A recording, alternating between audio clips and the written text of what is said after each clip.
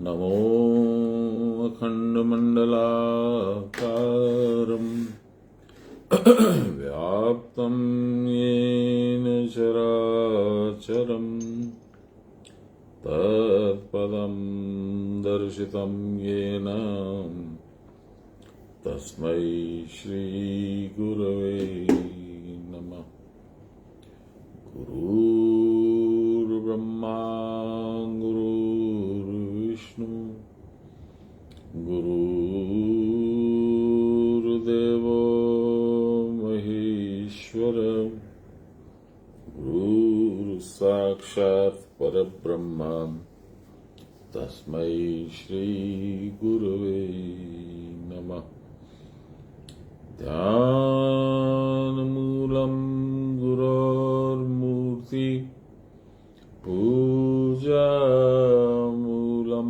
गुरोर्पदं मन्त्रमूलं गुरोर्वाक्यं मोक्षमूलं गुरोर्कृपाम्। संसारवृक्षमारूढा पतन्ति नरकार्णवे येन धृतमिदं विश्वं तस्मै श्रीगुरवे नमः। ब्रह्मानन्दं परमसुखदं केवलं ज्ञानमूर्तिं द्वन्द्वातीतं गगनसदृशं तत्त्वमस्यादिलक्ष्यम् एकं नित्यं विमलमचलं सर्वदा साक्षिभूतं भावातीतं त्रिगुणरहितं सद्गुरुं तं नमामि सद्गुरुं तं स्मरामि सद्गुरुं तं भजामि।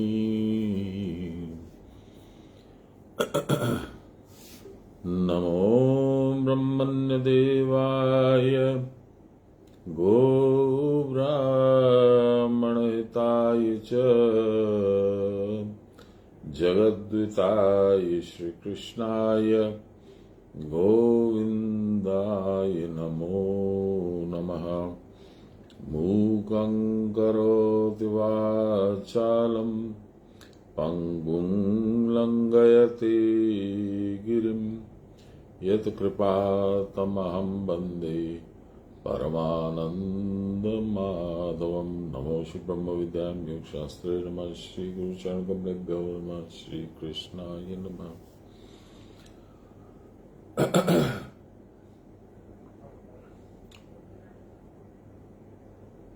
देखिए, सारी गीता एक ही उद्देश्य के लिए भगवान के द्वारा गाई गई है, अर्जुन के द्वारा प्रश्नोत्तर किए गए हैं और वेद व्यास के द्वारा लिखी गई है। आप और हम जो पढ़ते हैं उसका भी उद्देश्य हम जाने या न जाने वो यही है कि मेरा मोक्ष कल्याण कैसे हो, how do I reach salvation, यही उद्देश्य है गीता का। अब इसमें बहुत सारी बातें आ जाती हैं। जो कुछ भी आप करते हो, मैं करता हूं, कोई भी करता है, उसके तीन भाग होते हैं, मनसा वाचा कर्मणा। मन, वचन और कर्म। कोई भी कर्म ये चीज तीन ब्रॉड कैटेगरीज के अंदर आता है। भगवान ने आपको कर्म योग बता दिया, विषाद योग बता दिया, कर्म संन्यास योग बता दिया, अपना रूप दिखला दिया। अब भक्ति योग पे हैं।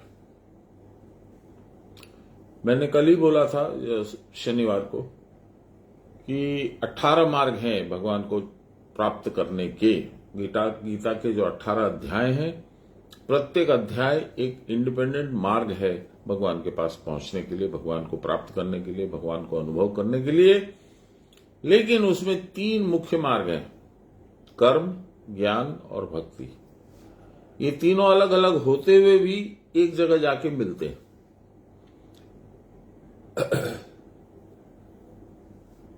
जब तक कर्म नहीं करोगे तब तक न ज्ञान होगा न होगी भक्ति। इसीलिए भगवान ने सब कर्म संन्यास ये वो सब बता दिया। मनुष्य का अर्जुन के मार्फत हम लोगों को क्या उचित मार्ग है लेना वह बता दिया। अब चालू कर रहे हैं कि मानसिक रूप से तुम अपनी स्थिति को, मानसिक स्थिति को कैसी बनाओ जिससे कि तुम मुझे पा जाओगे। यानी मनसा वाचा कर्मणा, कर्मणा हो गया। मैं एक बात बताता हूं, एक बहुत सीनियर साधक है, मेरे से बहुत सीनियर है, उम्र में भी, पद में भी, और दीक्षा बहुत पहले से लिए हुए।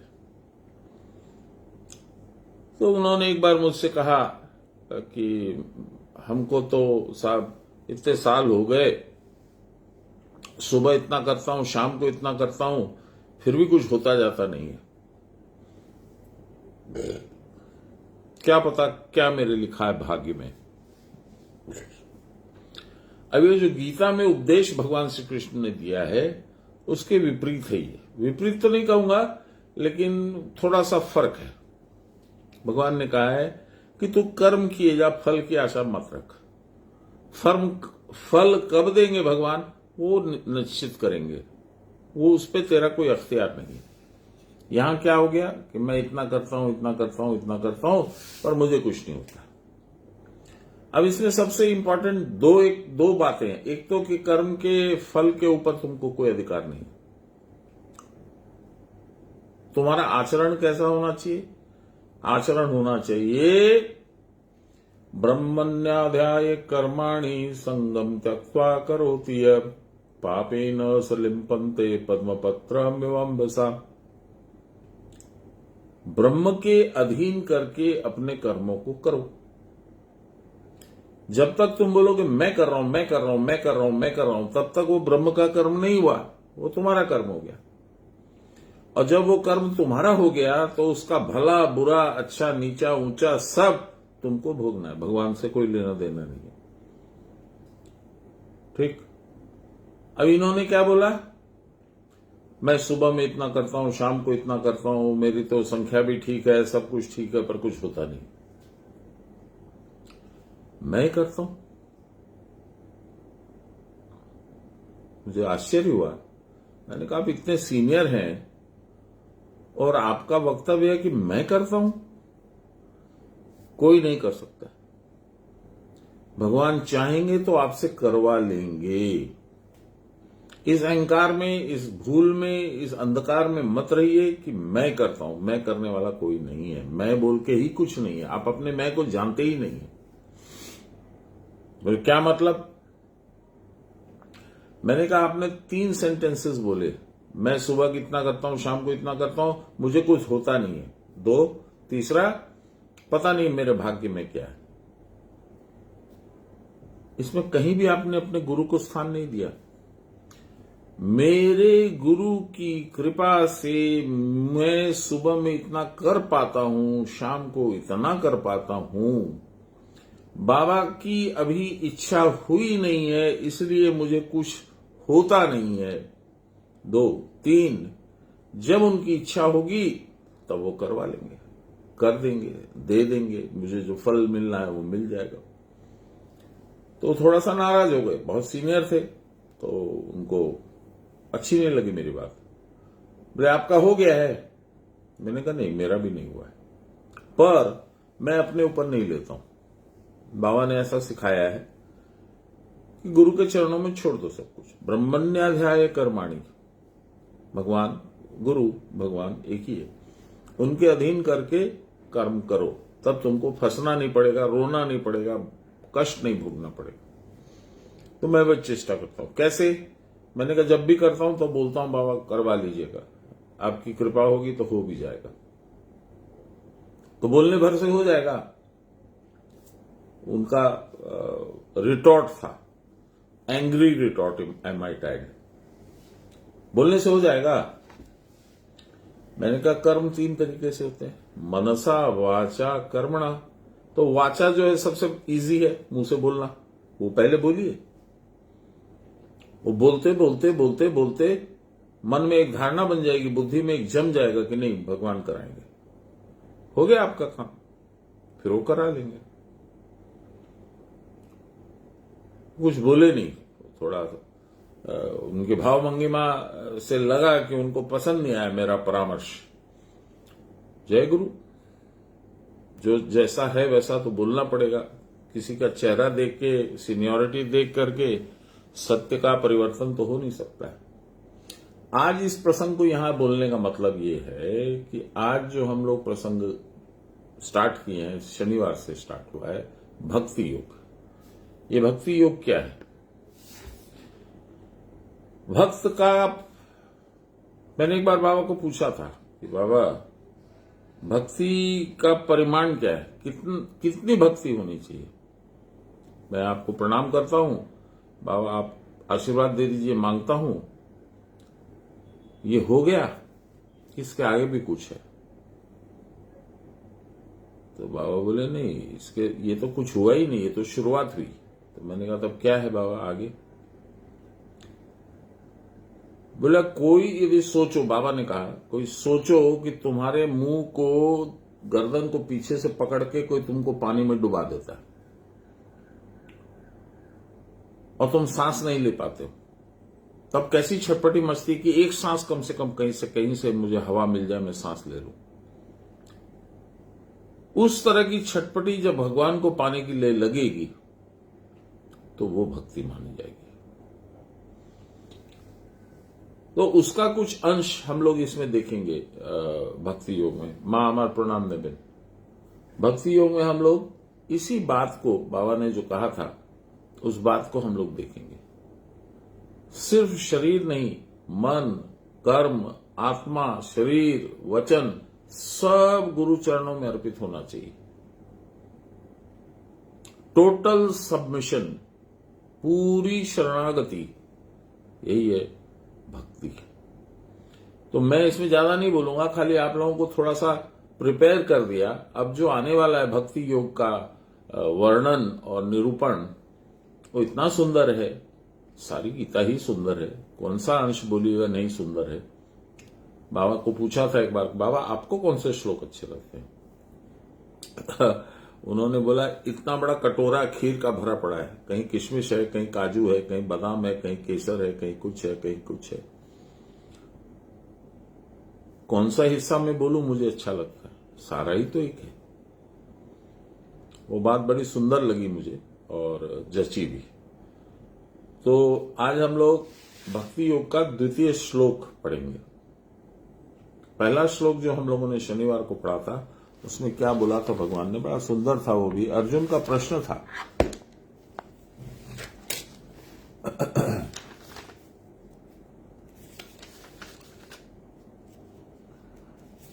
अर्जुन का जो प्रश्न था वो ये था, एवं सतति युक्ता ये भक्तास्त्वां पर्युपासते ये चाप्यक्षरम अव्यक्तम तेषां के योग वित्तमा।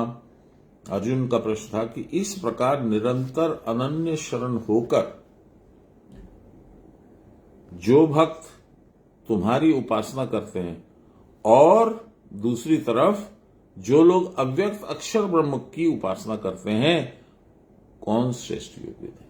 यानी सगुण उपासना और निर्गुण उपासना दोनों अनन्य शरण होके कर सकते हो आप, लेकिन उसमें से ज्यादा श्रेष्ठ किसको माना जाएगा, ये प्रश्न था। भगवान ने बड़ा सुंदर उत्तर दिया।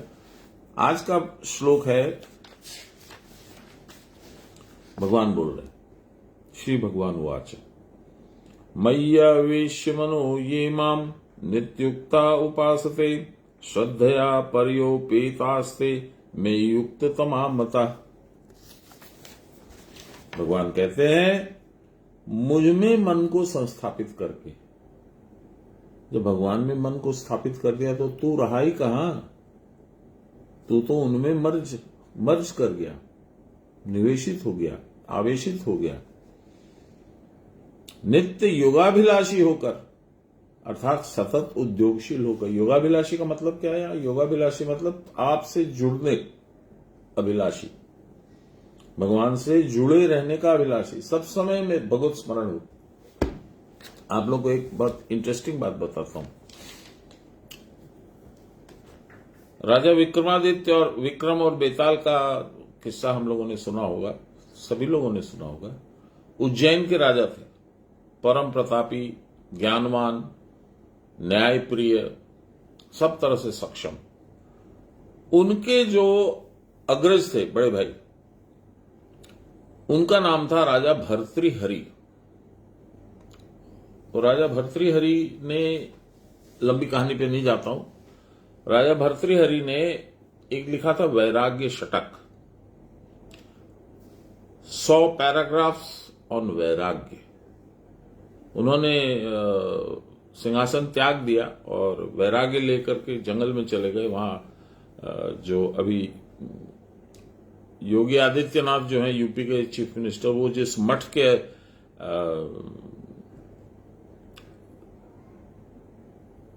अधीक्षक हैं समझिए, उस मठ के ओरिजिनल बनाने वाले हैं योगी गोरखनाथ, जिसको हम लोग साधारण भाषा में बोलते हैं, जिसके ऊपर में गोरखपुर बना है। तो उनसे दीक्षा लिए राजा भर्तृहरि। ये कोई समझो आप 1200-1300 साल पुरानी बात है। और वैराग्य शतक में एक, अच्छा इसको थोड़ी सी कहानी बता देता हूं। इसमें हुआ ये कि मैं जब छोटा था, जैसा मैंने बताया, तो मां बोलती थी अखिलानंद जी ब्रह्मचारी से गीता सुनने जाओ, सारे बच्चे बैठे तुम भी बैठ जाओ। तो मन में कुछ नहीं होता था कि सुनूंगा देखूंगा, कोई इंटरेस्ट नहीं था, पर मां का आदेश हो गया तो बैठ गया। तो वो एक पद बोलते थे जिसकी खाली एक छोटी सी लाइन मुझे याद है, सुखे वा दुखे वा, बस इतना ही याद है। अब ये बात हो गई, आज से समझो आप 55-60 साल की बात हो गई, तो नहीं याद था, बस इतना याद था, क्योंकि ये हरदम बोलते थे, सुख में भी दुख में भी, हे भगवान सब समय जब भी मुंह से कुछ निकले तो तुम्हारा नाम निकले, यही उसका अर्थ है। तो मैं मंदार में बैठा था, 10 दिन के करीब के लिए गया था मैं, तो साधन करता था। दोपहर को कुछ विद्वान लोग आ जाते थे, रतीश जी, वागीश जी, चंद्रशेखर जी, ये लोग आ जाते थे। तो हम लोग की चर्चा चलती थी भगवान के बारे में, गीता के बारे में, वेद के बारे में, उपनिषद के बारे में, और बड़ा अच्छा लगता था। तो आरती का समय हो गया था, शाम को करीब 5 बज गए थे। तो छोटे छोटे 3 साल तो नहीं होंगे, 5 साल से लेकर 10 साल तक के जो ब्रह्मचारी लोग हैं, वो गेरुआ वस्त्र पहन के मंदिर में आए हुए थे और भगवान को स्तुति सुना रहे थे। वो स्तुति भी शिखरणी छंद में था। तो वो सुन के, वो धुन तो मुझे याद थी, मैं थोड़ा बहुत गाना बजाना कर लेता था बचपन से, तो वो याद थी। तो वागीश जी को मैंने कहा, महाराज जी क्या गा रहे हैं? बोले ये शिखरणी छंद में स्तुति है। तो मैंने कहा, मेरे गुरुजी जो है 50-60 साल पहले, 65 साल हो सकता है हुआ हो, ऐसे गाते थे, सुखे वा दुखे वा। बोले अच्छा भैया, मैं आपको खोज के कल बताऊंगा। ठीक है। सुबह में 7 बजे उनका फोन आया, भैया मिल गया। मैं, क्या मिल गया? अरे वो जो आप खोज रहे थे, सुखेवा दुखेवा, वो वैराग्य शतक का है, और उसमें राजा भर्तृहरि की रचना है वैराग्य शतक, और उसकी लाइंस ये है। टेलीफोन पे ही उन्होंने सुनाया। फिर दोपहर को वो लोग आए, सुशील कुमार सरावगी, पता नहीं कौन है, चलिए। सुशील जी, थोड़ा आप अपना परिचय देंगे? नहीं, मैं हूँ, दुलारी हूँ। ओह अच्छा, लाइन ऑफ हो गया था, इसलिए मैं इसमें से क्यों। अच्छा, चलिए। हाँ। तो उन्होंने बोला कि राजा भर्तृहरि ने वही 1200-1300 साल पहले ये रचना करी थी, उसका हिस्सा है। और मुझे जो पद अब याद है, जो इन्होंने, वागीश जी ने सुनाया, वो यह था, अहौवा रे वा बलपति रिपौवा सुहृदवा। मेरे गले में मरा हुआ सांप का हार हो, या बहुमूल्य हार हो, मेरे सामने बहुत बलशाली शत्रु बैठा हो, या मेरा सुहृद हो, मुझे चाहने वाला हो, मेरा संबंधी हो, मुझे फूलों की सेज सोने को मिले या मुझे पत्थर के ऊपर सोना पड़े, मैं अरण्य व रणे व मैं युद्ध के मैदान में हूं, जंगल में हूं या तीर्थ स्थान में हूं, कहीं भी हूं, हे प्रभु मुझ पे ऐसी कृपा करना कि मेरे मुंह से शिव शिव इति प्रलपते, प्रलाप शिव शिव या बार बार जाप हो। ये उसका एक पद उन्होंने सुनाया। वो किताब मैंने मंगवा ली थी इंटरनेट से, पता लगा करके। वो किताब कहीं धनबाद में रखी है। तो ऐसे अद्भुत तेजस्वी विदुषी लोग हम लोगों के भारत राज्य में रहते थे। गीता भी वही बोलती है कि आपका आचरण कैसा होना चाहिए। अब दिन भर तो साधन नहीं करोगे, 4 घंटा कर लोगे, 6 घंटा कर लो, उसके बाद तो राजा भर्तृहरि भी कहते हैं, भगवान गीता में भी कहते हैं कि सतत युक्ता नाम, हर समय मुझसे जुड़े रहो। वो कैसे जुड़ोगे? जब तक मन में नहीं रहेंगे भगवान, बुद्धि में नहीं रहेंगे, तब तक जुड़ नहीं पाओगे। तो चलिए, ये बात बताने के लिए भगवान ने भक्ति योग नामक 12 अध्याय हम लोग को सुनाया। क्या कहते हैं सुनिए, फिर से बोलता हूं। भगवान बोले, मुझ में मन को संस्थापित कर लो, अपने मन को मेरे में फिट कर लो भैया। नित्य योगाभिलाषी होकर, मुझसे जुड़े रहने की इच्छा से, सतत उद्योगशील होकर, हर वक्त ये चेष्टा करते रहो कि मुझसे जुड़े रहो। परम श्रद्धा के द्वारा, श्रद्धा भक्ति एक ही बात है। जो लोग मेरी उपासना करते हैं या मेरा चिंतन करते रहते हैं, वे ही युक्ततम है, ऐसा मेरा मत है। ये भगवान बोल रहे हैं द्वितीय श्लोक का अर्थ। अब इसका व्याख्या सुनते हैं हम लोग। लाहरी महाशय 3 लाइन। कुटस्थ के द्वारा अनुभव हो रहा है, भगवान बोल रहे हैं कुटस्थ के द्वारा अनुभव हो रहा है। क्रिया के परे मन आवेश करता है, स्थिति पूर्वक नित्य अटका रहकर उपासना करता है। जो ज्यादा अटका रखता है वही अच्छा है। जो भगवान के साथ अटका रहता है, संसार में नहीं देखता है, उधर झांकता भी नहीं है, कुछ करता भी नहीं है, वो अच्छा है। अब इसका विस्तार करेंगे सान्याल बाबा। सान्याल बाबा बोलते हैं, पंडितों ने सगुण निर्गुण साकार निराकार की उपासना को लेकर बड़ी गड़बड़ी मचाई है। जो निर्गुण है, अनिर्देश्य है, उसकी उपासना नहीं होती। आप जानते ही नहीं हो किसकी उपासना करनी है, कैसे हैं, किस तरह से उसकी उपासना करें। है सब जगह है, कहीं भी नहीं है। सारे ब्रह्मांड में, आपके अणु में भी है। ये कैसी व्याख्या है? आपकी बुद्धि काम नहीं करेगी भगवान निर्गुण भगवान का समझने की चेष्टा करने पर। फेल हो जाएगा दिमाग, नहीं पकड़ पाओगे। उनको जो चाहे कहो, असीम अनंत, हम मुख के द्वारा उनकी गुण रहित अवस्था की था नहीं प्राप्त कर सकते। बोल के उनको समझा नहीं जा सकता।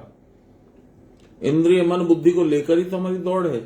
हमारी जो समझ है, हमारी जो कंप्यूटर कैपेसिटी है, वो इंद्रिय मन और बुद्धि, यही लेकर के तो है। वो तीनों फेल हो जाएगी भगवान को पता लगाने में। वे चाहे जितनी लंबी चौड़ी हाकें, मन और बुद्धि के लिए साध्य नहीं है कि उसका निर्देश करें। निर्गुण ऐसे हैं, निर्गुण भगवान ऐसे हैं, निराकार भगवान ऐसे हैं। इम्पॉसिबल। यतो वाचो निवर्तन्ते अप्राप्य मनसा साहा। उनके बारे में कुछ बोलोगे तो मन भी उसके साथ जाएगा, पर वहां से बिना प्राप्त किए लौट आएगा, क्योंकि उनका था पाना मुश्किल है। भगवान को अपने पकड़ सकते हो। जिनको व्यक्त करने की चेष्टा में वाणी मन के साथ लौट आती है, क्या वह किसी के चिंतन गम्य हो सकते हैं? क्या आप उनके बारे में सोच भी सकते हो? एक बृहत वस्तु आकाश या समुद्र को पूर्णतः देखना ही संभव न होता है, फिर भी उसको देखते ही हमारी बुद्धि में इतना तो आ जाता है कि यह हमारे इंद्रिय ज्ञान की सीमा के बाहर है।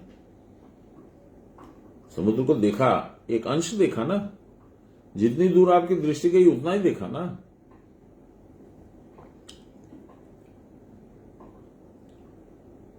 अतः जब हम एक विशाल वस्तु को धारण नहीं कर पाते, समुद्र के सियार, तब अचिंत्य बृहत ब्रह्म वस्तु का चिंतन कैसे करेंगे? अतएव जो ध्यान का विषय ही नहीं है, उसके संबंध में चिंतन या ध्यान का उपदेश कैसे दिया जा सकता है? न तो शास्त्र न भगवान ये उपदेश देते। सालंब स्यान्यत्वम निरालंबस्य शून्यता, अवलंबन युक्त, यानी जिसको आप पकड़ नहीं सकते हो, एम्ब्रेस नहीं कर सकते हो, अर्थात साकार ध्यान अनित्य है। जो है वह जाएगा ही, यह सोचकर यदि निरालंब का ध्यान करो तो वह भी केवल शून्य का ध्यान होगा। निरालंब का ध्यान क्या करोगे? इसीलिए हमारे गुरु महाराज जो है निरालंब को ध्यान नहीं बोलते थे, वो बोलते थे थॉटलेस कंडीशन, सोचो ही मत।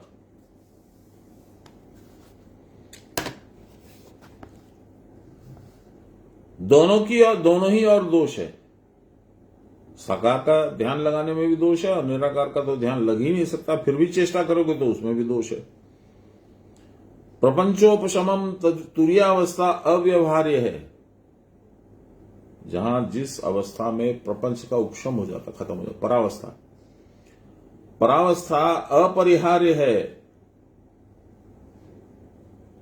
और जो व्यवहार्य अर्थात इंद्रिय और मन का विषय है वह प्रपंच या माइक है, माया के द्वारा रचित है। अतः विभिन्न रूपों से प्रलाप करने पर भी ब्रह्म हमारे बोध का विषय नहीं हो सकते। आपने सोचा कि मैंने जान लिया ब्रह्म कैसा है, और आपने कुछ नहीं जाना। मैंने सोचा कि नहीं, आपने जो जाना वो ठीक नहीं है, मैंने इस तरह से जाना वही ठीक है, वो भी गलत है। उनको जानने के लिए तब क्या करना पड़ेगा? कश्चित धीरा प्रत्येक आत्मना मैक्षते आवृत चक्षुम अमृतात्मिच्छन्न। क्योंकि सानेल महाशय ने ये मंदार मंदिर में सीमेंट से बनवाया हुआ है, ये श्लोक है वहां। कश्चित धीरा, कुछ धैर्यवान लोग, कोई धीर पुरुष अपने नित्य सिद्ध स्वभाव या स्वरूप को प्राप्त करने की इच्छा से प्रत्येक आत्मा का दर्शन करते हैं। कैसे धीर पुरुष? जिनकी इंद्रियां सब विषयों से प्रत्याहृत हो गई हैं, इंद्रियां विषयों से हट गई हैं। यानी अब क्या इससे साबित क्या हुआ? इससे साबित यह हुआ कि इंद्रियां आपकी समझ में भगवान को और आपको एक दूसरे के करीब लाने में बाधा निर्माण करती हैं, रास्ते में वो रोध उत्पन्न करती है। इससे समझा जा सकता है कि जीव का एक नित्य सिद्ध स्वरूप है आत्मा, जो जीव देह में आत्म चैतन्य रूप से प्रकटित है और व्यापक है। वो दिख पड़ता है परंतु आंखों से नहीं। जो विवेकी है, जिनकी बुद्धि काम करती है, अर्थात विषयासक्त नहीं है, और जिसकी इंद्रियां विषयों से सदा विनिवृत्त होती हैं, वही देख पाता है। फिर से पढ़ता हूं, जिसकी इंद्रियां विषयों से सदा विनिवृत्त हैं। अब देखिए, लाहिरी महाशय के मंदिर के बाहर में यही श्लोक में यही बोला गया है जो सान्याल महाशय ने लिखा है। वो 15वें अध्याय का 5वां श्लोक है, वो बाहर लिखा हुआ, निर्माण मोहा जित संग दोषा अध्यात्म नित्या विनिवृत्त कामा द्वंद्वैर विमुक्ते सुख दुख संगे गच्छन्ति अमूढ़ा पद्मम अव्यय तत्। यही बात है। अभी क्या बोला बाबा ने? क्या बोला? विषयों से जो सदा विनिवृत्त रहती है, विनिवृत्त कामा। इसके लिए दृष्टि का शोधन आवश्यक है, rectification of your eyesight, vision, not eyesight, vision. दृष्टि का शोधन होगा कैसे? यत्र यत्र मनो याति ब्रह्मणस्तत्र चिंतयनात्। जहां जहां मन जाए ब्रह्मणस्तत्र चिंतनात्, जो भी चीज देखो उसमें ब्रह्म को देखने की चेष्टा करो। ये तो भगवान का रूप है। कोई आपको अनॉय कर रहा है तो समझ लो कि ये भी भगवान का रूप है, और भगवान चाहते हैं कि मैं थोड़ा सा परेशानी महसूस करूं। इस रूप में सोचो, इस रूप में देखो। मन जब किसी वस्तु को ग्रहण करने के लिए उद्यत हो तब वह चिंतन करना पड़ेगा कि वस्तु वस्तु मात्र नहीं है बल्कि ब्रह्म ही है। यह चिंतन करते करते वस्तु का रूप गुण अर्थात उसके विशेषण दृष्टि में नहीं आएंगे। नाम रूपादि विशेषणों की विच्युति घटित होने पर वह केवल सत्ता मात्र बोध होगा। मैंने देखा है, एक बार नहीं बहुत बहुत बार देखा है। बाबा जब खाने बैठते थे तो उनकी 3-4 टैबलेट कैप्सूल ये वो सब होती थी, तो गुरुमाँ ला के देती थी, या कोई गुरुमाँ नहीं होती थी तो जो कोई भी होता था जिसको वो भार दिया गया रहता था वो ला के देती थी, बाबा आपकी दवाइयां। वो सीधा ऐसे मुंह में लेके चबा के खा जाते थे, न उसमें टेस्ट खारा न उसमें कुछ, वो खा जाते थे चबा के। उनको फर्क नहीं पड़ता था। नाम रूपादि विशेषणों की विच्युति इसी को कहते हैं। घटित होने पर केवल सत्ता मात्र बोध होता है। सत्य स्वरूप की प्रतीति होने पर उसके सामने सत्व भाव स्फुटित होता है। उस समय जगत आदि रूप में जो अनुभव हो रहा है वह सब भगवान की उपाधि जान पड़ेंगे। पश्चात वह सब भगवत रूप अनुभव होने लगेंगे। यही साधक का विश्व रूप दर्शन है। अब देखिए और समझिए, अभी इतना हम लोगों ने सुंदर विचार किया। अब बाबा क्या बोल रहे हैं सुन लीजिए। परंतु ये सारी बातें बाहरी आलोचना मात्र हैं। अब आइए, इतना जो सोचा वो सब बाहरी सोच है, आंतरिक क्या है देखते हैं। साधक को वास्तविक विश्व रूप दर्शन होता है, जो अभी हम लोगों ने 11वें अध्याय में सुना है, देखा है, अनुभव किया। जैसे गीता में अर्जुन को दृष्ट हुए दिखे विश्व रूप का दर्शन, अवश्य उसको कोई भाग्यवान व्यक्ति ही देख पाता है। इसके सबके लिए इसका घटित होना दुर्लभ है। एक बार कुछ ऐसी घटना हुई थी तो बाबा ने भी यही कहा था, यही बात, इसीलिए याद आ गया अचानक। कुछ हुआ, किसी को कुछ दर्शन हुआ तो मंजू के साथ गए बाबा, धनबाद की बात है, और अपने गुरु महाराज को जहां बैठा रखे थे, स्थापित किया हुआ था, वहां उनको प्रणाम किया करके जब लौटने लगे तो बोले, जानती है मंजू, ये जो लहरी महाशय है ना, इनका शरीर में कोई कोई भाग्यवान शिष्य ये सब देखता था। मंजू भी कुछ नहीं समझी, बाकी लोग भी समझे नहीं। जिसके लिए बोले गया था बाबा ने, जिसके लिए बोला, उसकी आंख में आंसू आ गए।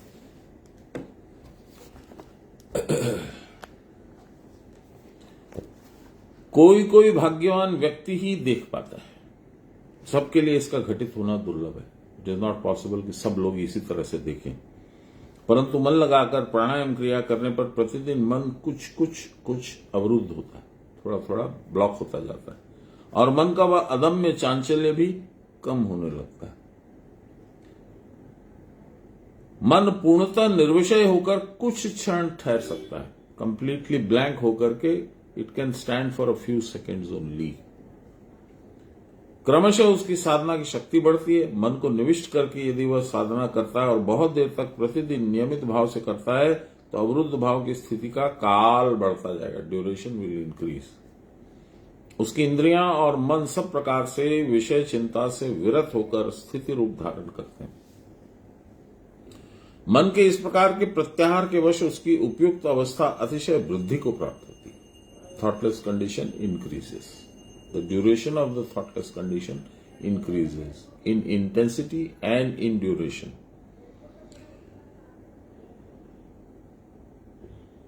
वह परम शांति पद प्राप्त करता है। He is at peace because there is no conflict in his mind. अल्प चेष्टा के फलस्वरूप भी जो स्थिति प्राप्त हो सकती है वह भी बड़ी ही शांति और आनंदप्रद अवस्था है। थोड़ी देर के लिए भी यदि होती है तो वो भी आपके लिए आनंददायक होती है। अतः उसके साथ योगयुक्त होने के लिए क्रिया की परावस्था के समान दूसरा कोई सुंदरतम उपाय हो ही नहीं सकता। इसी कारण भगवान ने इस उपाय को ही, शरणागत भाव को ही युक्ततम रूप में वर्णित किया है। इस उपाय को शरणागत भाव कैसे कहते हैं, क्यों कहते हैं? चित्त की वृत्तियों का प्रवाह, फ्लो संचरणशील होता है। उसी के फलस्वरूप जीव का जन्म जन्मांतर व्यापी क्लेश भोग होता है। मन की विक्षेप और आवरण शक्तियों के द्वारा जीव अपने को भूलकर विषय भोग की ओर दौड़ धूप करता है। इन सब क्लेशों का मूल बीज प्राण के भीतर निहित रहता है। किसी प्रकार का संकेत या उत्तेजना पाते ही प्राण का प्रवाह अस्वाभाविक रूप से बढ़ जाता है, वेग युक्त हो जाता है। प्राण का बस स्पंदित भाव ही मन रूप में इधर उधर दौड़ता है। श्वास के ऊपर ध्यान देने या प्राणायाम परायण होने पर श्वास प्रश्वास में समता आती है, तब मन का चांचल्य दूर होता है। बाबा बोलते थे खूब तुमको क्लेश है या खूब तुमको गुस्सा है या खूब तुमको दुख है, तो एक बार बैठ करके जबरदस्ती मन को रोक करके और 10, 5, 15 जो तुमसे हो सके उतना प्राणायाम कर लो, तो काफी शांति हो जाएगी।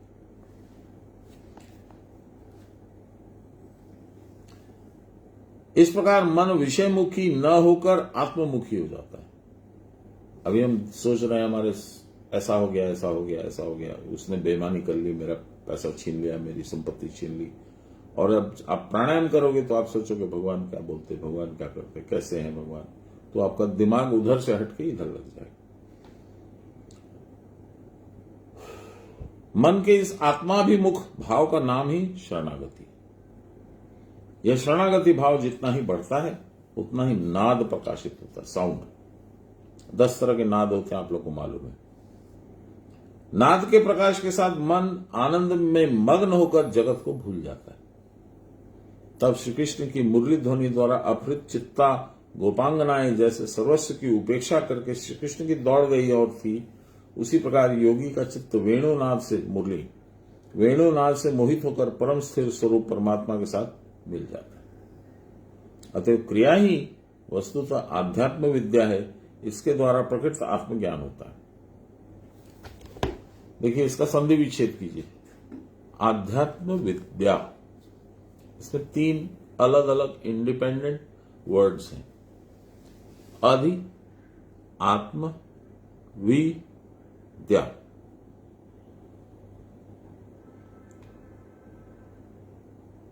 अधि बुद्धि, आत्म सोल, आत्मा। जिसने अपनी बुद्धि को अपनी आत्मा में निवेशित कर रखा है। और विद्या क्या है तब? ऐसी विद्या, ऐसा नॉलेज, ऐसा एक्सपीरियंस, ऐसी स्किल, यही विद्या है जो अपनी बुद्धि को अपनी आत्मा के साथ जोड़ सके। आध्यात्म विद्या। और सब अविद्या बाकी, तो क्रिया ही वस्तुतः आध्यात्म विद्या है। इसके द्वारा प्रकृत आत्मज्ञान होता है। यह साधना करते करते वीर अर्थात आंतरिक बल होता है, स्ट्रेंथ। वो बल ही इच्छा रहित और कामना रहित अवस्था है। यह ब्रह्मवीर जिसका जितना बढ़ता है वह उतना ही अमृत पद को प्राप्त करता है। क्रमशः उस पद में रहते रहते साधक तद्रूप अर्थात ब्रह्म स्वरूप हो जाते हैं। तीसरा और चौथा एक साथ में दिया हुआ, दोनों ही हम लोग पढ़ते हैं। ये त्वक्षरम अनिर्दिश्यम अव्यक्तम पर्युपासते सर्वत्र गम चिंतयम च कुटस्थमचलम ध्रुवम संनियम्येन्द्रिय ग्रामम सर्वत्र समबुद्धय ते प्राप्नुवन्ति मामेव सर्वभूत हिते रता। 3 और 4। परंतु यह ऐसा है कि इस प्रकार के निर्देश के अयोग्य इंद्रियों के अगोचर अर्थात रूपादि विहीन सर्वत्र विद्यमान मन के चिंतन से परे अर्थात अगोचर जो मिथ्या होते हुए भी सत्य रूप में प्रतीयमान होता है वह कूट है। उस कूट में जो अवस्थित है अर्थात मायामय जगत के अधिष्ठात्री रूप में जो अवस्थित है, स्थिर निर्विकार शाश्वत ह्रास वृद्धि विहीन नित्य निर्विशेष ब्रह्म को उपासना करते हैं। इसका हर एक शब्द का मतलब मैं चेष्टा करूंगा, बाबा की यदि कृपा हुई तो बताऊंगा। आध्यात्मिक व्याख्या। लहरी महाशय बोलते 3 लाइन।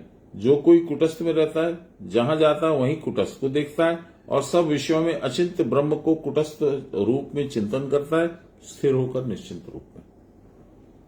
लहरी महाशय की भाषा को समझना आसान नहीं है, इसलिए सान्याल बाबा की प्रार्थना करके हम लोग उनकी बात सुनते हैं। लहरी बाबा और बोले, सॉरी 3 लाइन और है। इंद्रियों को निश्चेष रूप से संयम करके सबको समान रखकर देखकर बुद्धि को स्थिर करके वह मुझको पाता है निश्चित, और वह जिसमें सब जीवों का कल्याण होता है अर्थात क्रिया बतला देता है। ये गुरु की बात हो रही है, भगवान की बात हो रही है। इसमें ही उसका मन सर्वदा रहता है।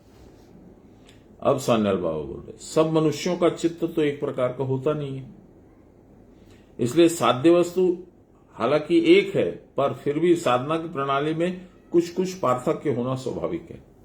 ये मैंने प्रैक्टिकली देखा था। मैं एक बार किसी लोगों के साथ में संवेद साधन कर रहा था, तो मैंने द्वितीय क्रिया थोड़ी लंबी खींच दी, 25-30 हम लोगों ने कर दिया। तो साधन जब खत्म हो गया तो जिनके साथ में बैठा था वो बोले, अरे तुम इतना लंबा कैसे खींच लिए? बाबा तो हम लोग को आदेश दिए थे कि 12 से ज्यादा नहीं करना है। ये इसीलिए कर दिए कि लिखा है साधना की प्रणाली में कुछ कुछ पार्थक्य, some difference between yours and mind. देखने में आता है कि किसी का चित्त सहज ही द्रवीभूत हो जाता है, जल्दी से उसका मन पिघल जाता है, अरे रे बहुत चिंता, बहुत दिक्कत में, दे दो उसको कुछ दे, और किसी का नहीं होता है। कोई संसार में भोग्य वस्तुओं को लेकर उन्मत्त है, गाड़ी बाड़ी पैसा म्यूजिक दिस दैट, और किसी का चित्त बिल्कुल ही भोग प्रवण नहीं होता है, नहीं हमको नहीं चाहिए, आप रखो। किसी की चित्त वृत्ति अत्यंत विक्षेप युक्त होती है, अभी लंदन, अभी इंग्लैंड, अभी अमेरिका, अभी कोरिया, अभी जापान, अभी जर्मनी, अभी श्रीलंका, अभी मैच, अभी टेनिस, विक्षेप युक्त। और किसी का चित्त खूब स्थिर होता है, जो सोचा है, जिस बारे में सोच रहा है उसी बारे में सोचेगा, इधर उधर नहीं सोचेगा। कोई भगवान को सब रूपों में देखकर आनंद से उत्फुल्ल होता है, और कोई सबके भीतर उसी एक सत्ता को समझकर स्तंभित हो जाता है। इसमें भी तो भगवान ही है, इसमें भी तो भगवान ही है, इसमें भी तो भगवान ही है। चाहे शिव भजो चाहे राम, सब तो एक ही है। कोई सहज ही विश्वास कर लेता है, कोई विचार करने के बाद ग्रहण करना चाहता है। ये सारे विविध संस्कार चित्त के भीतर रहते हैं। पूर्व संस्कार या साधनाभ्यास के वश जो कर्मफल में और भोगादि में विरक्त हैं, उनके लिए ज्ञान योग अनुकूल पंथ। 3 बताए थे, कर्म योग, ज्ञान योग और भक्ति योग।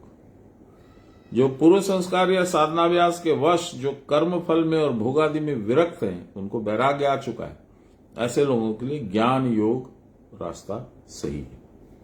निर्विण्णाणाम ये ज्ञान योगो न्यासी नाम यह कर्मसु, जो न्यास आदि करना चाहते हैं उनके लिए कर्म योग यानी क्रिया साधन जरूरी है। इस प्रकार की जिनकी प्रकृति है उनको साधना ज्ञान मार्ग है। यदारंभेषु निर्विण्ण विरक्त संयतेन्द्रिय अभ्यास सेनात्मनो योगी धारयेद मचलम मन।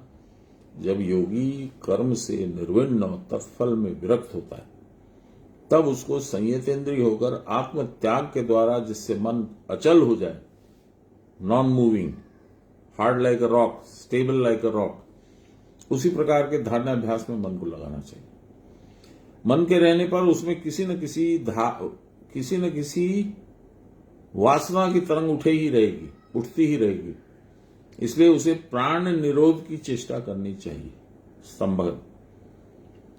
क्योंकि इच्छा होने पर भी जब तक मन है तब तक भोग इच्छा या कामना का त्याग करना आसान नहीं, सहज नहीं।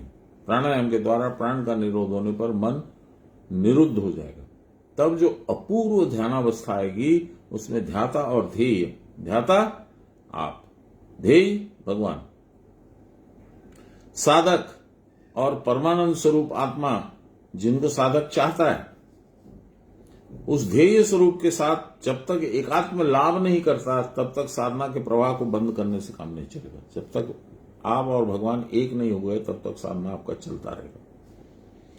जो कुटस्थ साक्षी स्वरूप है वह मन के अगोचर है, मन वहां नहीं जा सकता।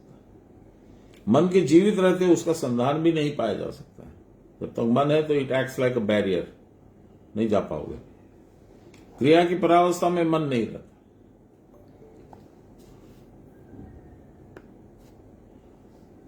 यह अवस्था जिसको प्राप्त होती है वह सद्य मुक्त होता है, परंतु जब तक मन वर्तमान है यह अवस्था प्राप्त ही नहीं हो सकती। तब यह समझ में आता है कि मुक्ति क्या वस्तु है। इसी से व्यक्त प्राण की उपासना से जो स्थिति प्राप्त होती है उससे व्यक्त और अव्यक्त दोनों प्रकार की अवस्थाएं प्राप्त होती है। अव्यक्त क्या हुआ? निराकार ब्रह्म अव्यक्त है। मन से, इंद्रियों से, आंखों से, कानों से, नाक से, जिह्वा से स्पर्श करके आप नहीं समझ सकते। आपकी इंद्रियों की सीमा क्या? What is the field of your sensors? शब्द, स्पर्श, रूप, रस, गंध। जो इन पांचों चीजों के बाहर हैं उनको कैसे जानोगे? भगवान वैसे ही है, निराकार ब्रह्म। इसी से व्यक्त प्राण की उपासना से जो स्थिति प्राप्त होती है उसमें व्यक्त जो कुछ दिखता है, सगुण ब्रह्म, आदमी, देश, जे सब कुछ, और अव्यक्त निराकार ब्रह्म जिसको चाह के भी आप नहीं पहचान सकते हो, जान सकते हो, वह आप पे कृपावान होंगे तभी आप उनको पहचान पाओगे। अर्थात सामान्य स्थिरता और स्थिरता की पराकाष्ठा दोनों प्राप्त होती है। सामान्य स्थिरता के प्राप्त होने पर कल्पना पूर्णतः मिटती नहीं है। Your imagination is still at work. अतः पूर्ण वैराग्य भाव नहीं आता जब तक भोग इच्छा बाकी रहती है। कुछ ना कुछ चाहिए, खाने आज चाहिए, फलाने में चाहिए, घूमने जाना है, ये करना है। इसी कारण उस समय मन में संकल्प उदय होता है और उसकी सिद्धि होती है। इस अवस्था में स्थित साधक ही व्यक्त का उपासक है। यही मूर्ति उपासना है। पश्चात जब स्थिरता की पराकाष्ठा प्राप्त होती है, मन में कोई वृत्ति उदय नहीं होती है और इसके दीर्घ काल स्थायी हो जाने पर बहुत देर तक ये वैसी ही बनी रहती है स्थिति। मन में कोई वृत्ति उदय नहीं होते, नाम रूप सब भूला जाते हैं, तब सुख दुख, प्राप्ति अप्राप्ति, लाभ अलाभ कुछ भी नहीं रहता। यही अमूर्त की उपासना है। इस बात को कुछ और स्पष्ट रूप से कहता हूं। हम जगत में सदा जिन असंख्य वस्तुओं को देखते हैं वे वस्तु तो हमारे चित्त से पृथक कोई वस्तु है नहीं। वे वस्तुएं चित्त की ही तात्कालिक अवस्थाएं हैं।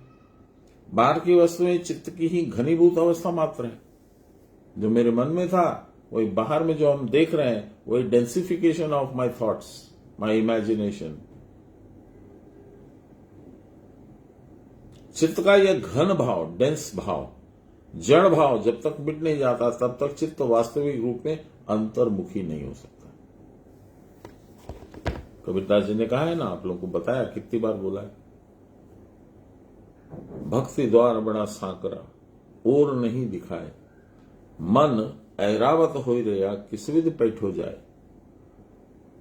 सुषुम्ना का मुंह इतना छोटा है कि वो कहां है यही नहीं पता चलता, और मन जो है वो हाथी के जैसा चौड़ा बड़ा हो रखा है, वो घुसे कैसे उसमें।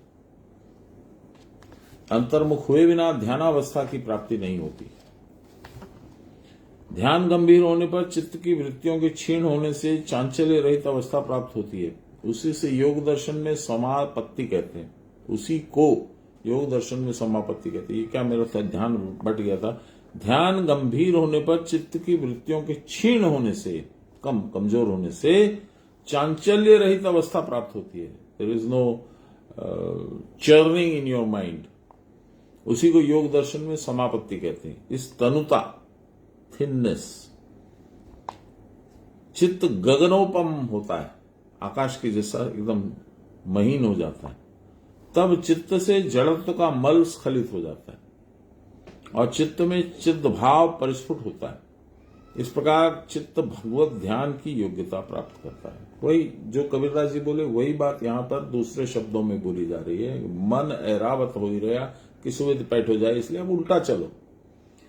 मन को सूक्ष्म सूक्ष्म सूक्ष्म और सूक्ष्म और सूक्ष्म करते गायब कर दो। आकाश के जैसे है, बस इतना ही मालूम है, लेकिन क्या है, कहां है, कैसे छुए वो भी नहीं मालूम। दर्पण में जिस प्रकार प्रतिबिंब पड़ता है उसी प्रकार चित्त के भीतर वस्तु के प्रतिबिंबित होने पर चित्त तत्स्वरूपता को प्राप्त करता है। जब तक बाहर का रिफ्लेक्शन तुम्हारे मन में होता है, अरे रे वो हम पिक्चर देखे थे ना, बहुत अच्छा था, अब उसी के बारे में सोचने लग जाएगा तुम्हारा चित्त, उसमें फंस जाओगे।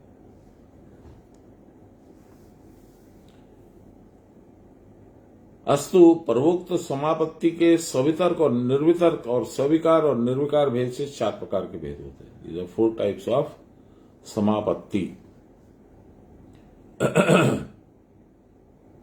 अब सवितर्क क्या है यह बतला रहे हैं। समापत्ति जब शब्द, अर्थ और ज्ञान इन त्रिविध विकल्पों के द्वारा संकीर्ण होती है तो उसको सवितर्क कहते हैं। वितर्क का मतलब तर्क वितर्क, आप जानते हैं, लॉजिक, प्रो एंड अगेंस्ट।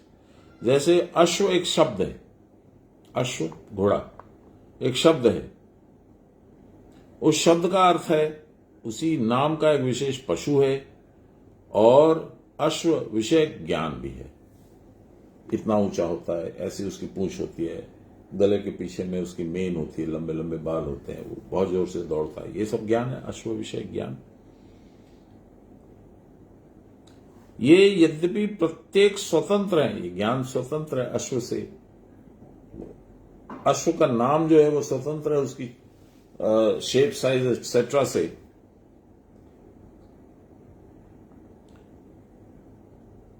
फिर भी अश्व शब्द का उच्चारण करने मात्र से ये तीनों अभिन्न भाव में एक बार में प्रकाशित हो जाते हैं, सारा आपके सामने में खुल जाता है। It's like searching in Google and getting the whole information. परंतु वह वास्तविक ज्ञान एकांतता स्वतंत्र वस्तु है। पहले पहले शब्द और अर्थ द्वारा संकीर्ण न होकर जान पड़ता है मानो अपने को प्रकाशित नहीं कर पा रहा था। ज्ञान को पकड़ने के लिए किसी शब्द या किसी अर्थ का आश्रय करना पड़ता है। इन दोनों के बिना ज्ञान मानो टिक नहीं सकता। योगी जब इस भाव को ग्रहण करता है तब उसकी सवितर्का समापत्ति की अवस्था होती है। इसके बाद साधक की निर्वितर्का, उसमें उसको कोई आधार नहीं चाहिए। योग दर्शन में इस संबंध में यह सूत्र है, स्मृतिर परिशुद्धो स्वरूप शून्येर वार्थ मात्र निर्भाषा निर्वितर्का। सवितर्क से यह निर्वितर्क अवस्था प्राप्त होती है। इससे तब स्मृति, मेमोरी, परिशुद्ध होती है, स्वरूप शून्यता हो जाता है, मैं कौन हूं मुझे याद नहीं, और अर्थ मात्र निर्भास होता है। जब तक स्मृति परिशुद्ध नहीं होती तब तक शब्द, अर्थ और ज्ञान इन त्रिविध विकल्पों के द्वारा स्मृति या ज्ञान का संकीर्ण भाव तिरोहित नहीं होता, हटता नहीं है, वो रहता ही है। जैसे बच्चे को हम लोग नाम देते हैं, मेरी पोती है उसका नाम है अनन्या, तो जब वो बोलना चालू करी, पूरा सा भी बोल भी नहीं पाती थी, तो हम लोगों ने उसके दिमाग में उठाया, तेरा नाम क्या बेटा? फलाना। अन्या, तो हम लोग, नो अन्य नहीं है, तेरा नाम है अनन्या। तो धीरे धीरे धीरे धीरे धीरे धीरे जड़ बैठ गई उसके दिमाग में। अब उसको बोलो राधिका, जवाब नहीं देगी। उसके दिमाग में तभी कुछ हलचल होगी जब अनन्या नाम सुनेगी। उसी तरह से है, उस विषय के शब्द और अर्थ की स्मृति नहीं रहती, केवल ध्येय पदार्थ की स्मृति रहती। यही स्मृति की परिशुद्धि। अब नाम भूल गए, पर दिमाग में है कि वो ऐसा जो होता है, घोड़ा होता है, घोड़ा भूल गए, पर ऐसा एक जानवर होता है। हम लोग को बहुत बार ऐसा होता है, स्मृति का लोप हो जाता है। इस प्रकार की अवस्था के प्रकाशित होने पर स्वरूप शून्य सा हो जाता है, अर्थात स्वरूप जो मैं या ज्ञाता था वह शून्य के समान हो जाता। मैं ध्यान करता हूं यह भाव भी नहीं रहता, तब रहता है अर्थमात्र निर्भास। घोड़े का तो पिक्चर पूरे दिमाग में है, पर न नाम याद है न उसका आकार विकार बता पा रहे हैं।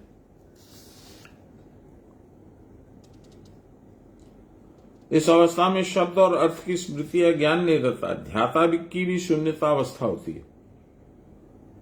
एक ध्येय पदार्थ का सम्यक ज्ञान होता है, जिसके बारे में मैं सोच रहा हूं बस उसी का ध्यान रहता है। पहले किसी एक विषय को जानने के लिए 3 भावों को समझना पड़ता था। गृहीता, वह पुरुष है जिसकी सत्ता और प्रकाश में सारी वस्तुएं प्रकाशित होती है। दूसरा ग्रहण, अर्थात करण वर्ग, इंद्रियां, जिनके द्वारा विषय ग्रहित होते हैं, पकड़े जाते हैं। हमारी इंद्रियां, मन और बुद्धि, ये सारे करण वर्ग ही ग्रहण शब्द के द्वारा लक्षित होते हैं।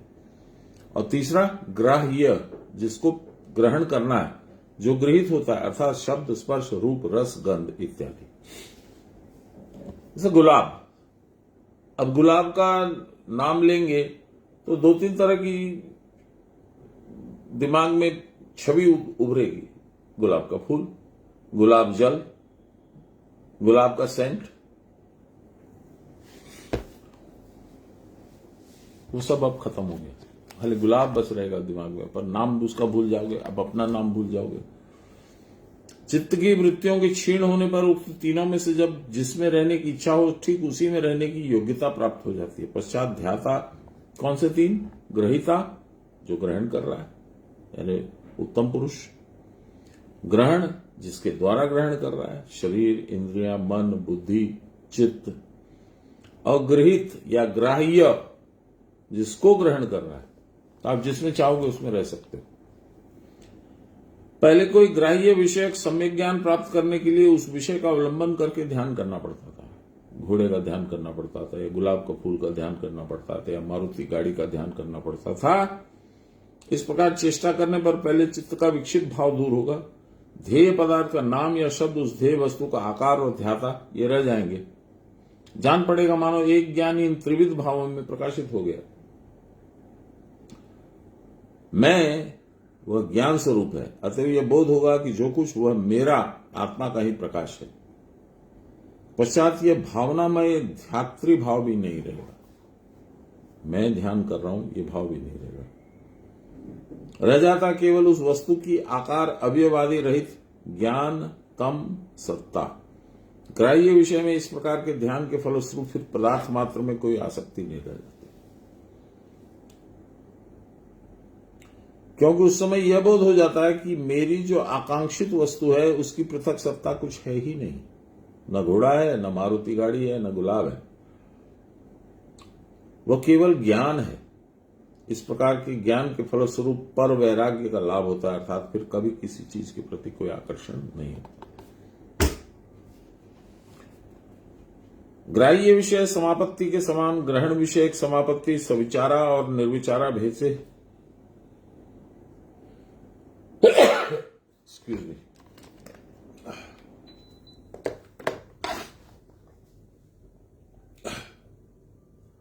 ग्राह्य विषय समापत्ति के समान ग्रहण विषय समापत्ति सविचारा और निर्विचारा भेद से 2 प्रकार की होती है। ग्रहण विषयक समापत्ति जब शब्द, अर्थ और ज्ञान रूप विकल्प के द्वारा संकीर्ण होती है तो उसे सविचारा कहते हैं। और स्मृति विशुद्ध होने पर जब स्वरूप शून्य के समान होकर अर्थ मात्र निर्भास हो जाता तो वो निर्विचारा रहती है। उसमें कोई विचार करने का तत्व उसमें रह नहीं जाता। ग्राह्य विषयक समापत्ति से ग्रहण विषयक समापत्ति सूक्ष्मतर होती है। पहले इंद्रिय जब मन और पश्चात बुद्धि के क्षेत्र तक पहुंचने पर ग्रहण विषयक समापत्ति की परासमाप्ति होती है। ये मेरे पूरे पल्ले नहीं पड़ रहे। गृहित्री विषयक समापत्ति सूक्ष्मत्व की पराकाष्ठा है। गृहीता की सूक्ष्मता अन्यान्य सूक्ष्म वस्तुओं के समान नहीं है। गृहीता भगवान आत्मा, उससे ज्यादा सूक्ष्म कुछ नहीं, उसकी अपेक्षा सूक्ष्मतम कोई वस्तु है नहीं, और न वह किसी प्रकार की इंद्रिय ज्ञान का विषय। इसी कारण उसको अज्ञेय कहते हैं। Difficult, not difficult, impossible to no.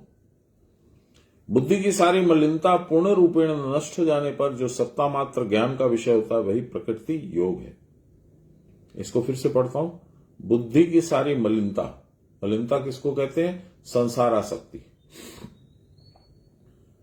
संसार की आसक्ति को मल कहते हैं, इसलिए उसके द्वारा जो उत्पन्न होता है गंदगी, उसको मलिनता कहते हैं। वह पूर्ण रूपेण जब नष्ट हो जाती है तब सत्ता मात्र ज्ञान का विषय होता है, यही प्रकृति योग है। उस समय बुद्धि रहती भी है तो शुद्ध सत्व बुद्धि, उसमें कोई अंजन नहीं होता। अंजन मीन्स काजल। तब वह बुद्धि बिंब स्वरूप आत्मा के साथ मिलकर एक हो जाती है। यही शिव शक्ति समरस भाव या अर्ध नारीश्वर अवस्था। बाप रे, इसे शुद्धा प्रकृति भी कहते हैं, या यह भी कहा जा सकता है कि पुरुष की गोद में सुप्ता प्रकृति का पुरुष के साथ तादात्म्य भाव प्राप्त हो गया है। इस प्रकार साधक को द्वैत से अद्वैत भाव में आना पड़ता है। द्वैत दो, मैं और मेरा संसार, मैं और मेरा भगवान दो। अद्वैत कुछ है ही नहीं, जो कुछ है मेरी आत्मा है, मेरा शरीर भी नहीं है। शरीर और आत्मा दो हो गए। मेरा भगवान और मैं जिसको बोलते हैं उसी को यदि रूपांतर कीजिए तो मैं तो कुछ है ही नहीं, मेरी आत्मा और मैं कुछ है नहीं, इसलिए एक ही हो गया। द्वैत से अद्वैत में आना पड़ा। अद्वैत नो टू, द्वैत टू। सर्वम ब्रह्मेति सर्वम ब्रह्मेति यस्यान अंतर्भावना सही मुक्ति भाग। सब ब्रह्म है, केवल जिसकी अंतर्भावना होती है वही मुक्ति का भागी होता है। जब मैं नहीं हूं, सिर्फ आत्मा है, तो जिसको मैं देख रहा हूं, जो अभी मेरे गेट से घुसा है, उसका भी तो वही हाल है, आत्मा ही घुसी है, तो सब ब्रह्म हो गया।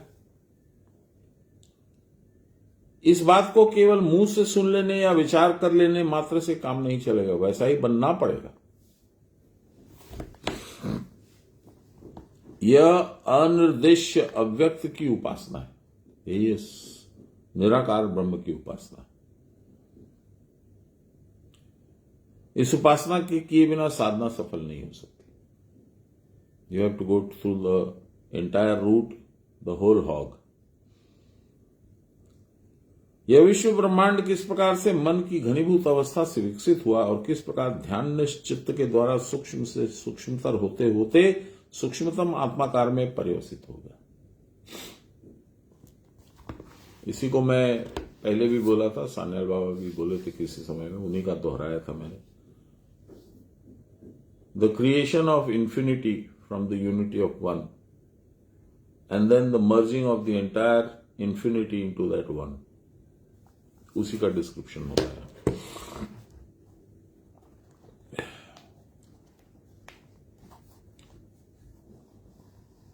इसको समझने पर अक्षर उपासना का विषय समझ में आ जाएगा। सगुण और निर्गुण पृथक वस्तु नहीं है।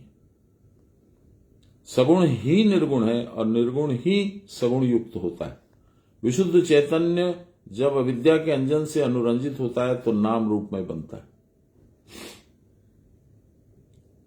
विशुद्ध चैतन्य, प्योर आत्मा, विशुद्ध चैतन्य। जब अविद्या, चंचलता से अविद्या आती है, अविद्या से डार्कनेस आता है। डार्कनेस इज लाइक अंजन, काजल। विशुद्ध चैतन्य जब अविद्या के अंजन काजल से अनुरक्त होता है, अनुरंजित होता है, लग गया काजल, तो नाम रूप में बन जाता है।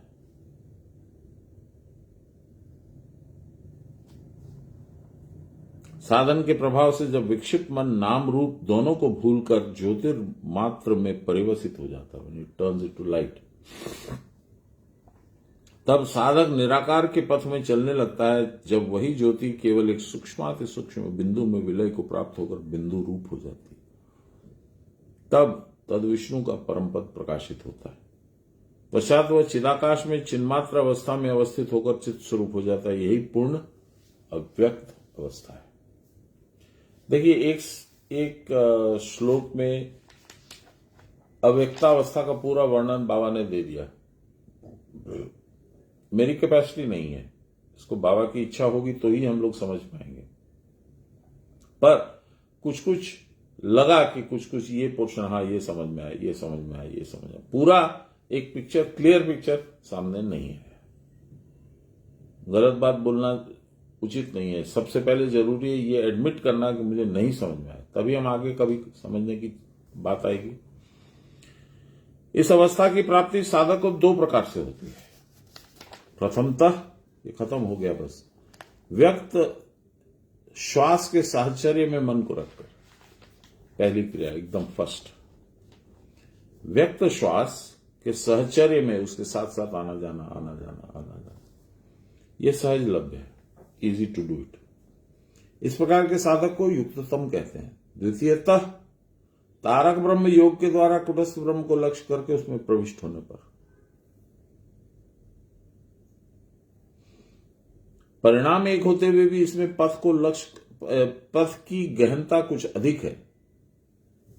It's a very difficult path to trade.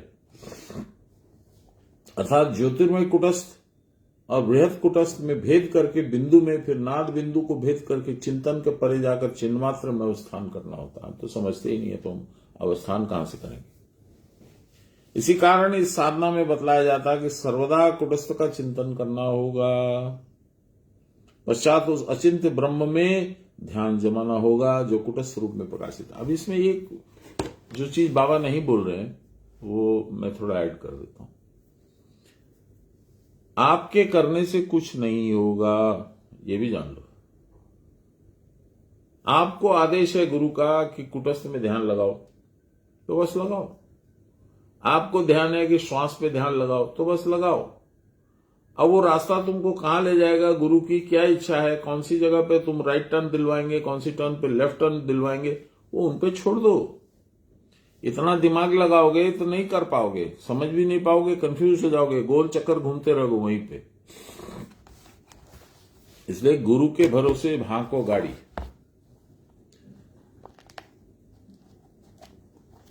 पर पश्चात उस अचिंत्य ब्रह्म में ध्यान जमाना होगा जो कुटस्थ रूप में प्रकाशित होता है। कुटस्थ में ही रहना है। ध्यान करते करते जब तन्मयता आ जाएगी, ध्येय और ध्याता का परिज्ञान न रहेगा, तब आत्मा काराकारित चित्त महाशून्य में विलीन हो जाएगा।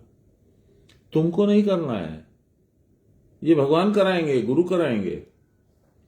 इसमें इंद्रियों का संयम आवश्यक है जिससे कि ये बाहरी विषयों को ग्रहण न करें। इंद्रियों को स्थिर होने पर मन की तनुता अवश्य प्राप्त होती है, क्योंकि इंद्रियां ही मन को सांड बना रखी है, हाथी बना रखी है। मन को तो तुमको कृष्ण बनाना, छोटा छोटा छोटा छोटा छोटा गाय।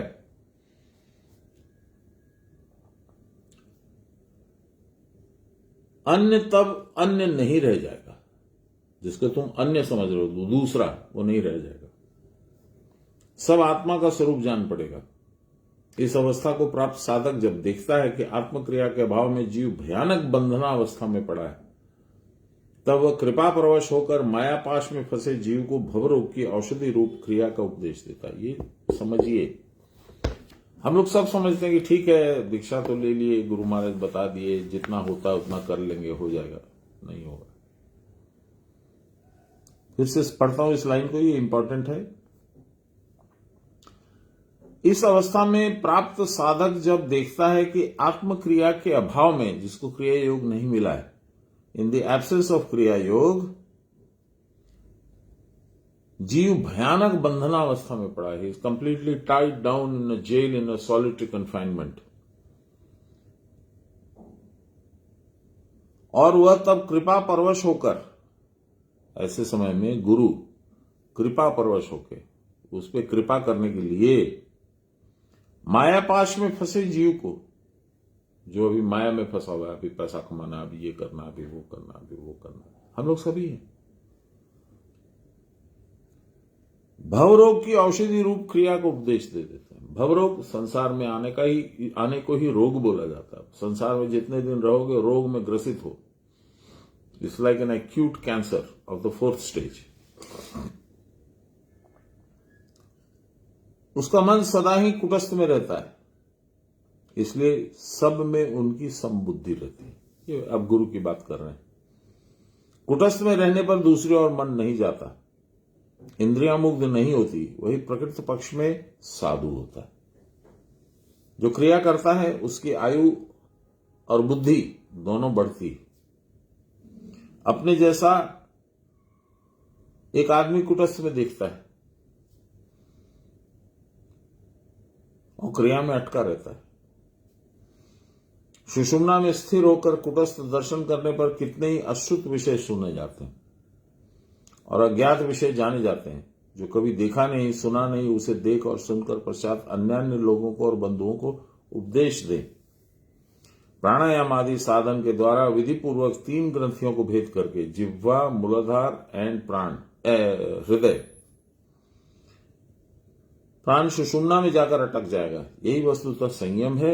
इस प्रकार के संयम में जो अभ्यस्त है उसकी बुद्धि स्थिर होती है और वह आत्म साक्षात्कार प्राप्त करता है। इस प्रकार की जीव उन्मुक्ति अवस्था प्राप्त करके वह परम शांति पद प्राप्त करता है। अब ये गुरुओं की स्थिति बताई गई, आपकी मेरी शायद इस जन्म में तो नहीं हो।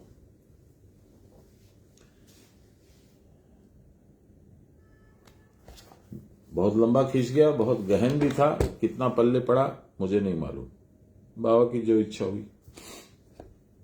यही समाप्त करते हैं। श्री कृष्ण गोविंद हरे मुरारे, राम नारायण वासुदेव, श्री गुरु चैतन्य हे आत्मदेव, हे मातु दुर्गे हर विश्वनाथ। सर्वे भवन्तु सुखिनां, सर्वे सन्तु निरामया, सर्वे भद्राणि पश्यन्तु, मा कश्चित् दुःखभाग् भवेत्। असतो मा सद्गमय, तमसो मा ज्योतिर्गमय, मृत्योर्मामृतं गमय। आविराविमहीधि। बोलिए प्रेम से गुरु महाराज की जय, परम गुरुदेव की जय, परात्पर गुरुदेव की जय, परमेष्टि गुरुदेव की जय, आदि गुरुदेव की जय, श्री गुरु माता की जय। हर हर महादेव। जय गुरु। कल फिर मिलते हैं।